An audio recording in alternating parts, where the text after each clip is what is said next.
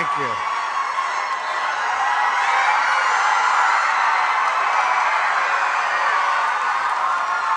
Thank you. Thank you very much. That is some enthusiastic crowd. Thank you. One of the most beautiful places on earth. Thank you very much. As you might have heard earlier today, the FBI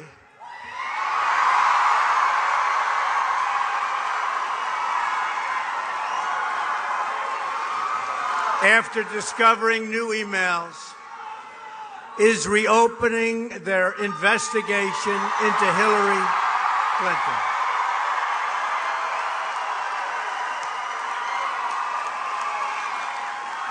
I have great respect for the FBI for righting this wrong. The American people fully understand her corruption, and we hope all justice will finally be served.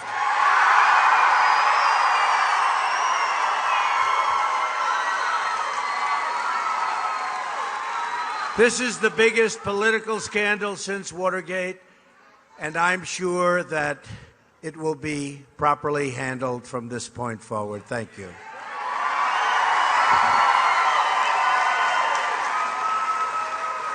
Now getting back to things that don't sound quite as exciting, but they're so important, right? In 11 days, we're going to win the state of Maine. And we are going to win back the White House. We're going to have honest government once again. Hillary bleached and deleted 33,000 emails after receiving a congressional subpoena. That's after, remember that, after. And lied to Congress under oath about her illegal server. She put her office up for sale to large corporations and foreign powers and special interests. All the while, the world fell apart. She unleashed ISIS, put Iran on a path to nuclear weapons, and threw the Middle East into total turmoil. It's time for new leadership, and it's time for good judgment. Time for good judgment. We will lower taxes, raise incomes, renegotiate our terrible trade deals, and unleash the power of American energy, including the production of shale, oil, natural gas, and clean coal.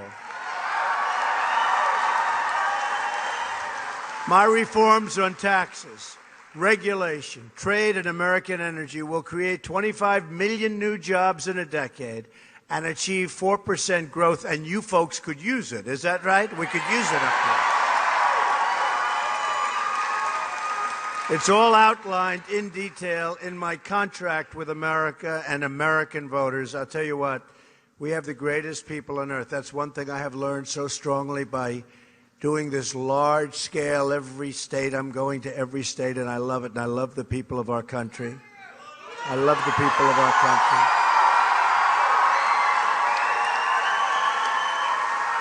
My 100-day pledge to make our government honest, our economy prosperous, and our country safe.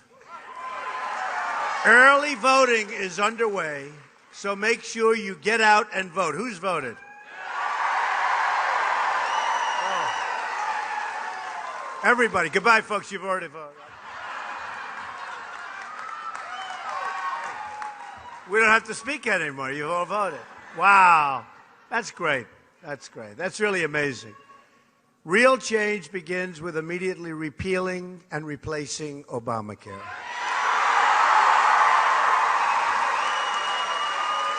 It has just been announced that Americans are experiencing another massive double-digit hike in Obamacare and premiums. Now, this was announced by Washington, and believe me, the number they gave, around 25%, is peanuts compared to the real numbers. In the great state of Arizona, a place I love, they're going to have a hike of 116%. Even Bill Clinton admitted Obamacare is the craziest thing in the world, where people wind up with premiums doubled what they ever thought, doubled, and their coverage is cut in half. In Minnesota, where the premium increase will be close to 60%, the Democratic governor has said the Affordable Care Act is no longer affordable. Jonathan Gruber, you remember him? The architect of Obamacare admitted it was all a fraud, and he said it was passed because of the stupidity of the American voter. But the only stupidity was that of the officials who rammed through this horrible, horrible law over the objections of the American voter. And he's right. Very few people, if anybody, I mean, almost nobody read it. Who said that? Very smart. They didn't read it. They don't read anything. They don't read trade deals. I'll tell you what they don't read. They don't read NAFTA. They don't read TPP. Job-killing Obamacare is just one more way the system is rigged. Hillary Clinton wants to double down on Obamacare, making it even more expensive. It's no good, folks, and it's too expensive by far. But it's no good. It's no good. Your deductibles, it doesn't work. Repealing and replacing Obamacare is one of the single most important reasons we must win on November 8th.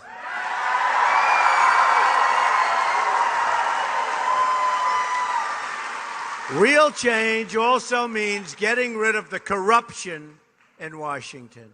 My contract with the American voter begins with a plan to take our government back from the donors and the special interests, and maybe these folks right back here, the corrupt media. The corrupt media.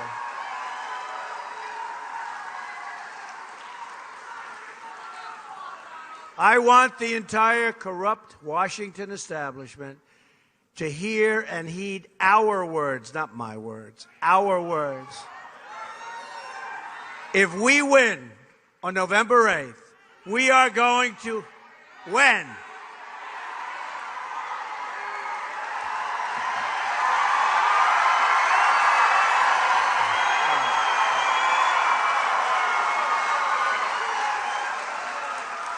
When we win on November 8th,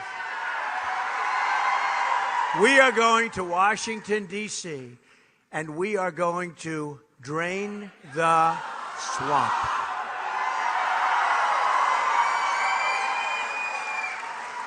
I tell people I didn't like that expression, that phrase.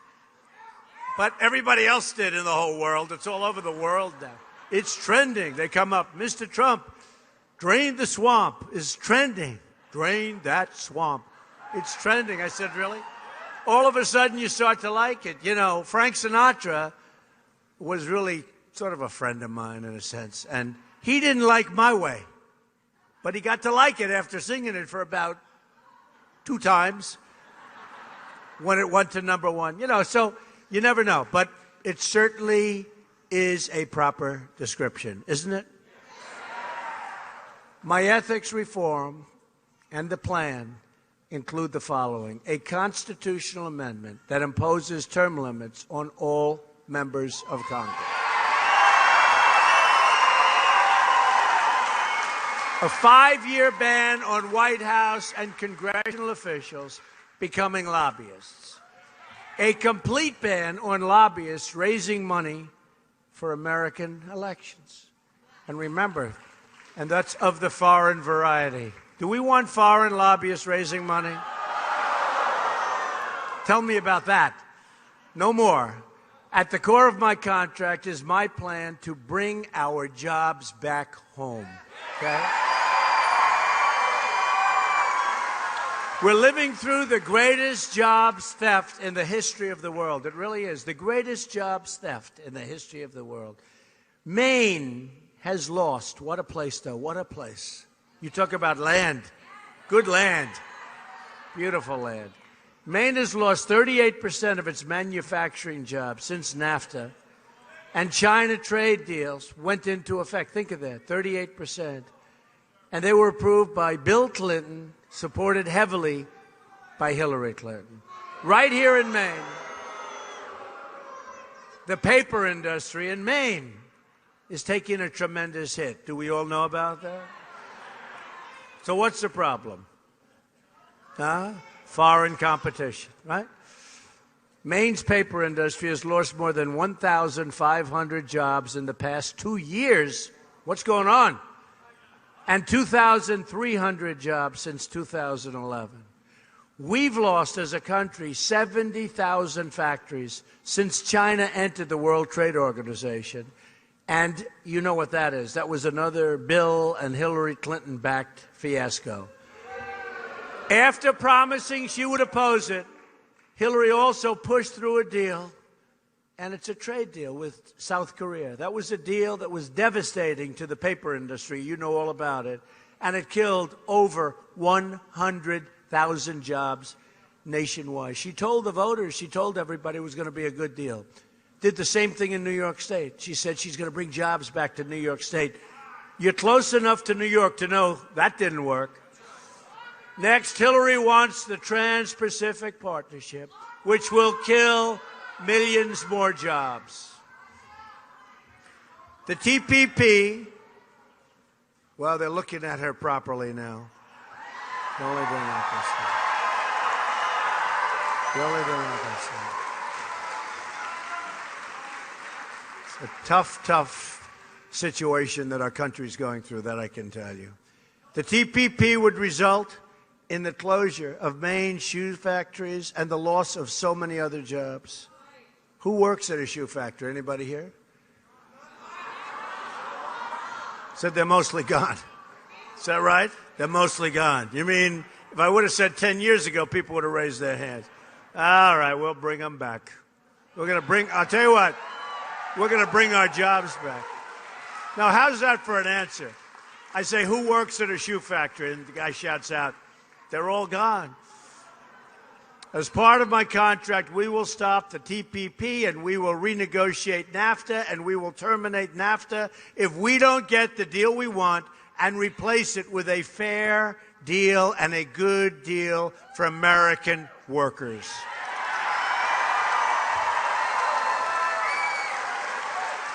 Also, at the center of our jobs plan is tax reform. You don't mind having lower taxes, do you, anybody? My contract calls for lowering taxes on our businesses from 35% down to 15%. We're the highest taxed nation in the world. And that's one of the reasons, a prime reason, why our companies are all leaving. One of the highest taxed nations in the world, just about the highest, and we're going to be one of the lower taxed. Not the lowest, but close. It cuts taxes for the middle-class families by 35%. We will become a rich nation again. So important. I tell the story. This wonderful woman came up to me after a speech, said, I love you, Mr. Trump. I love your speeches. I think everything is great. But could you please stop saying we're going to be a rich nation again? It sounds so crass. And I said, you know what? We have no choice. We've got to be. We owe right now. How many trillion do we owe? I just want. That's exactly right. And how much has it been increased since Obama became president? Right? It doubled. It doubled. In 8 years, less than 8 years, it doubled. And I said, I'm sorry, but to do what we have to do, which is to build up our military, to take care of our vets, to take care of your Social Security without cuts, to do the things we have to do, I'm sorry, ma'am, we have to become a rich nation again. And she said, well, I understand. It just doesn't sound good. And that's the old story, politically correct. Forget about politically correct, okay? But to be a rich nation again, we must also be a safe nation. Hillary Clinton unleashed ISIS onto the world, and it spread all over America. There are now 1,000 open ISIS investigations going on as we speak in the United States. We have seen... She doesn't like her too much. A lot of people agree with you. We have seen attacks in San Bernardino, California, at the Pulse nightclub in Orlando, all over. I mean, the World Trade Center we've seen, too. We've seen attacks in Paris. We've seen attacks in Nice. We've seen attacks in Germany. We're seeing attacks all over the world. And we don't want to be the stupid people. And we've had it. We lose our jobs. We allow people to come into our country. We know nothing about what their thought process is, where they come from, what they want to do.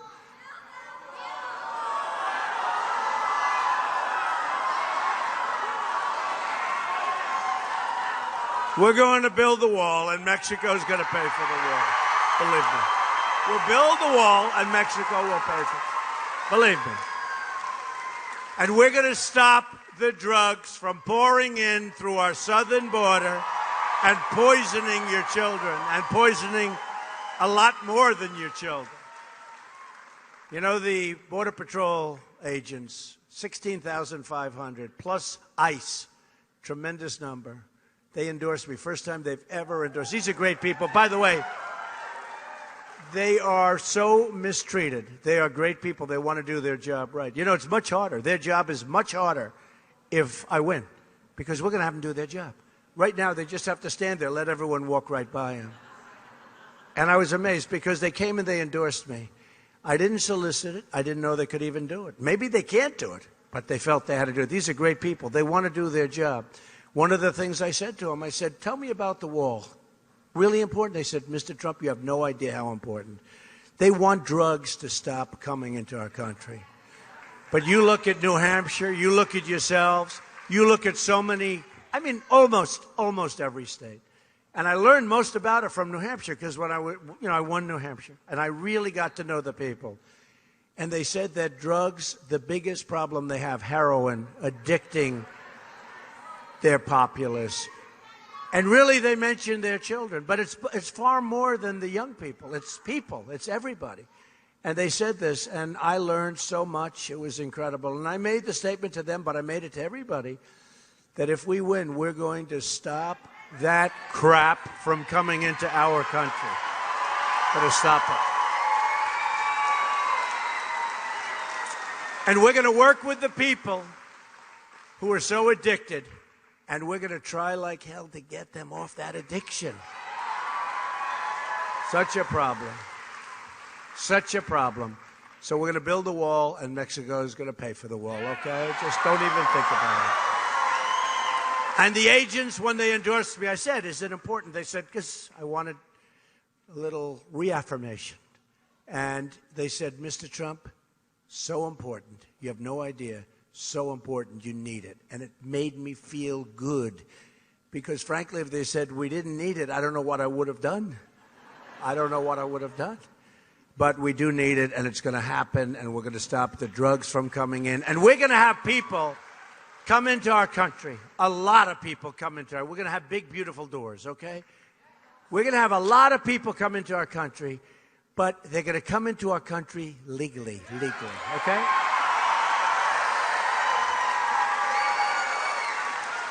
Hillary wants massive immigration from the most dangerous regions of the world where ISIS operates, including, she wants, a 550% increase in Syrian refugees over and above the thousands and thousands that are already coming into our country. We don't want ISIS in our country. ISIS is coming in through, and she knows this. She made a statement. You know, she made a statement that ISIS is coming in through the refugees. She knows it. The Hillary refugee plan would leave us with generations of terrorism, radicalism, and extremism inside of our shores. And there's no question about that. Take a look at what's happening in Germany. Take a look at what's happening to some of these countries. It's a whole different place. I have a friend who used to go to Paris. Love Paris. I said to him recently, how was Paris this summer? He said, we don't go to Paris. He said, Paris is no longer Paris, which is obviously true. I only want to admit people who will support this country and love its people. That's what I want. Keeping our families safe, is the highest obligation of the President of the United States. A Trump administration is going to suspend immigration from terror-prone regions and will suspend the Syrian refugee program. We have no choice.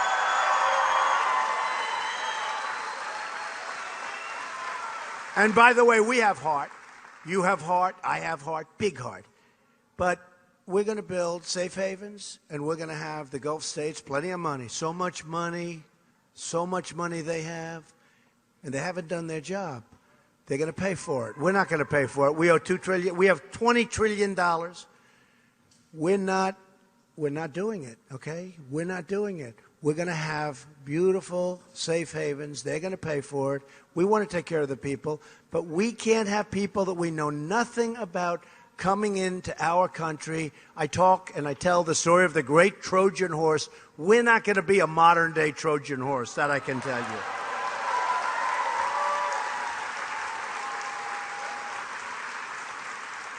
We are not taking risks when it comes to the safety of the American people. We have enough problems, folks, in case you don't know. Does anybody think we don't have any problems? Boy, do we have problems. So let me state this as clearly as I can. If I'm elected president, I am going to keep. When I'm elected.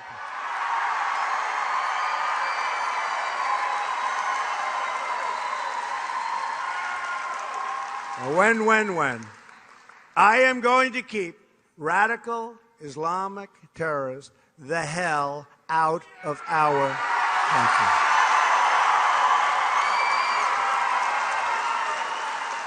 Hillary also said she wants totally open borders. A Trump administration will secure and defend the borders of the United States. And yes, we will build that wall. Countless Americans who have died in recent years would be alive today if not for the open border policies of this administration. This includes incredible Americans like 21-year-old Sarah Root, who you probably read about. The man who killed her arrived at the border, entered through federal custody, and then was released into the United States community under the policies, the horrible, weak, and disgusting policies of this White House. He was released again and again, crime after crime, and is now at large. Sarah graduated from college with a 4.0, top in her class, and it was the day after college, the day after, killed beautiful Sarah Root. And I got to know her family, and they're incredible people, and they're devastated. And frankly, they'll never be, even with time, they'll never be the same. First in her class, right after graduation. Also among the victims of Obama-Clinton open borders policy was Grant Ronebeck, a 21-year-old convenience store clerk from Mesa, Arizona. He was murdered by an illegal immigrant gang member, previously convicted, very violent, of burglary, and was also released from federal custody. Now, the people that knew him, the people that knew this person, said, please don't release him. He's violent. He's a criminal. Please don't release him. They released him, and he killed Grant instantaneously, almost immediately. Another victim is Kate Steinle. You know that, from San Francisco, gunned down. Sanctuary City by an illegal immigrant, deported 5 previous times. Kate Steinle, gunned down, holding the hand of her father, looking at how beautiful the Golden Gate Bridge was, right? Gunned down in the back. Then there is the case of 90-year-old Earl Olander, who was brutally beaten and left to bleed to death in his home. The perpetrators were illegal immigrants with criminal records a mile long who did not meet the Obama administration's priorities for removal, even though other people were saying, please, please, get these people incarcerated or get them out.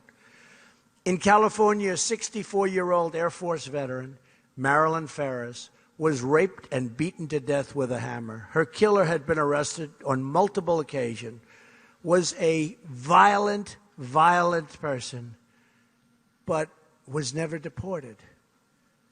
Now, we've had so many. We know they're bad. We know bad things are going to happen, but they don't do their jobs. they don't do their jobs. This is going to be the opposite of a Trump administration, that I can tell you.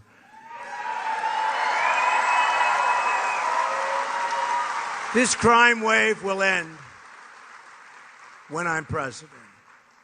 We will also repeal the Obama-Clinton defense cuts and rebuild our badly depleted military.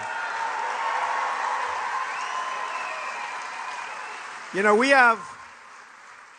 you probably saw this on television, documentaries. We have fighter jets that are so old, we can't even get parts for them. They get parts from museums and parts from plane graveyards. You can't even get parts. And our great young people are flying these jets. They're so old.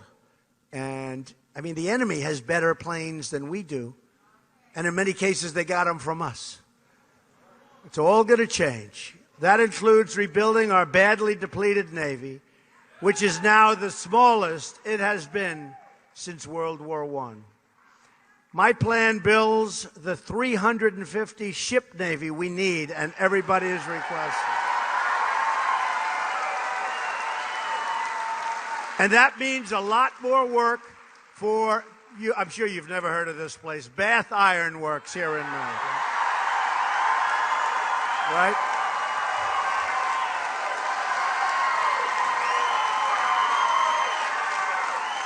Hey, you've heard of it. Maybe I thought you would have never heard of Bath.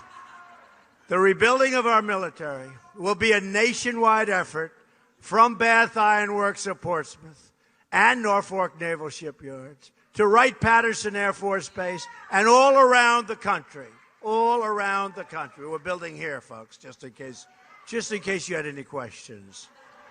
We also need a new foreign policy that puts America first, a term you haven't even heard until I came along.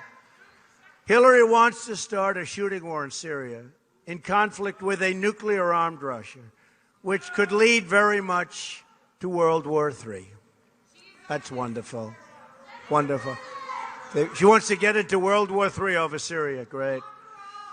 To all Americans, I say, it is now time for new leadership.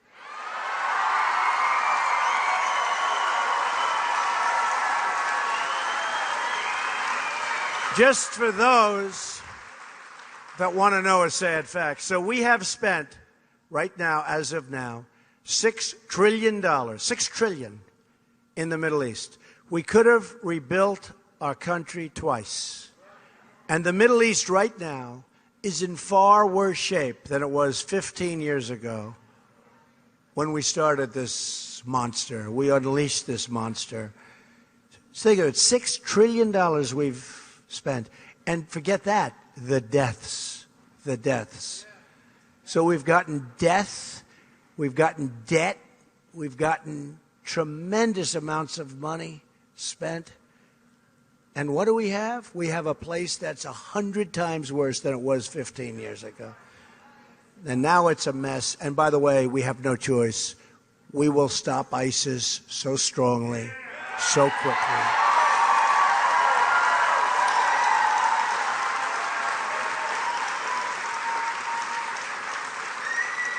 And when we attack, we will not be giving them advance notice, okay? You see what's going on. You see what's going on. Advance notice.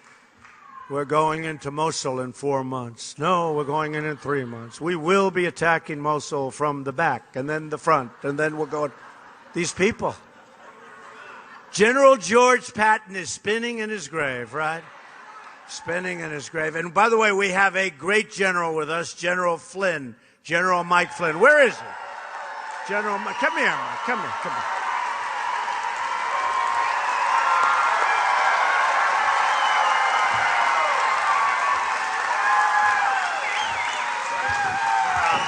Wow, wow, wow, wow, wow, wow. Woo! USA, baby. USA.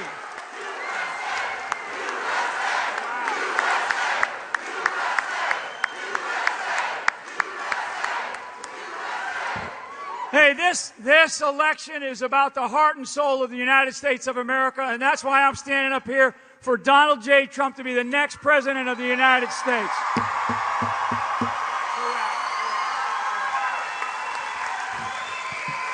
Oh, he's good.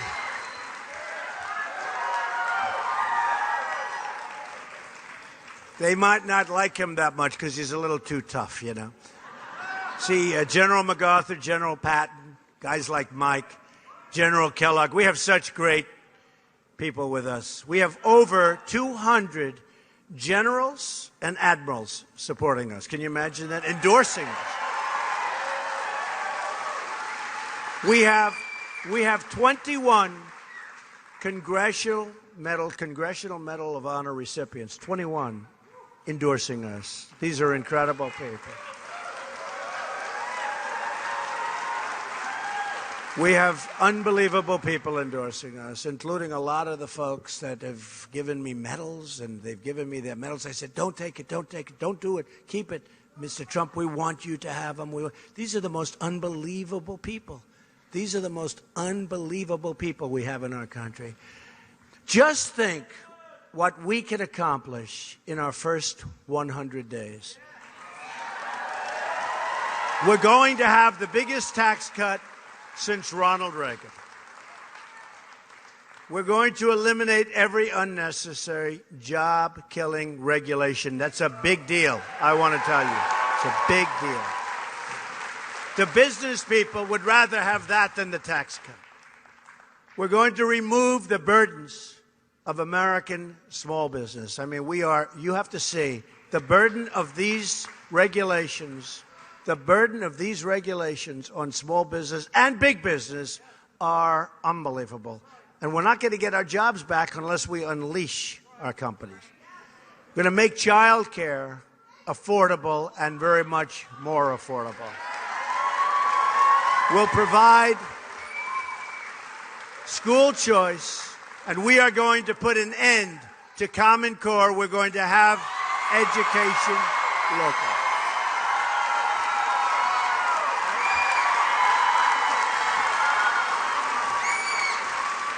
We're going to rebuild our military. We have the greatest people in the world in our military, very depleted. We are going to take care of our great veterans. They have been treated horribly. We will reduce surging crime and support the men and women of law enforcement.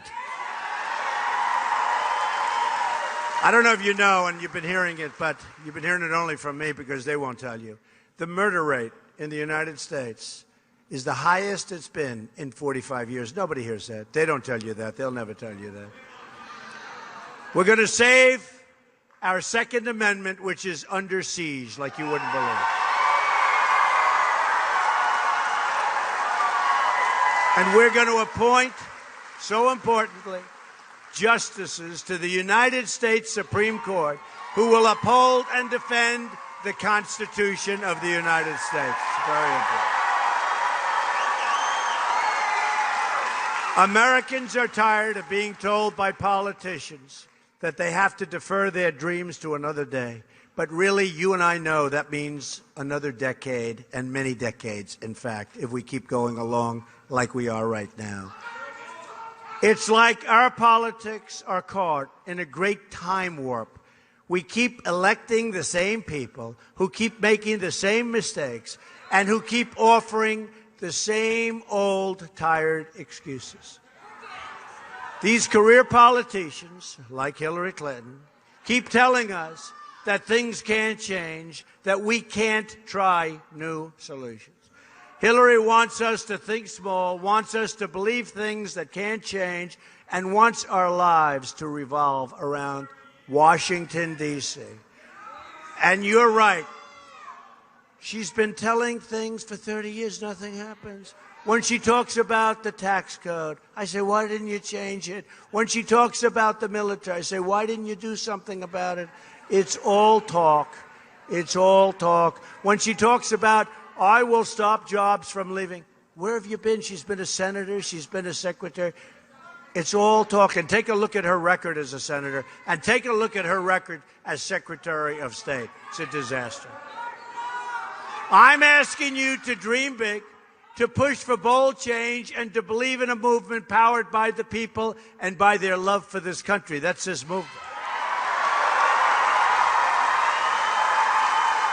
I have a message for all doubters in Washington.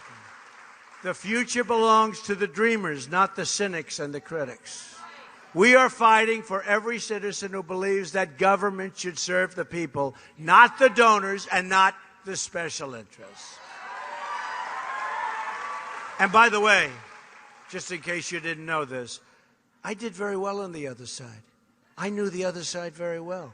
I also love this country, and I saw that this country truly was headed in the wrong direction and maybe irretrievable. So this is a lot of work. It's not easy. We had 17 people. Now we have one left.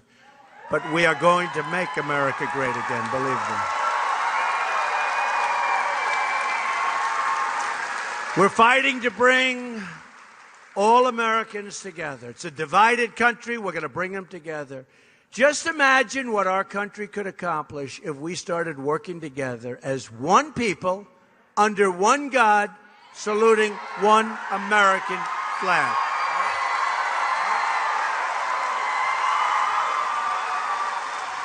Once again, we will have a government of, by, and for the people.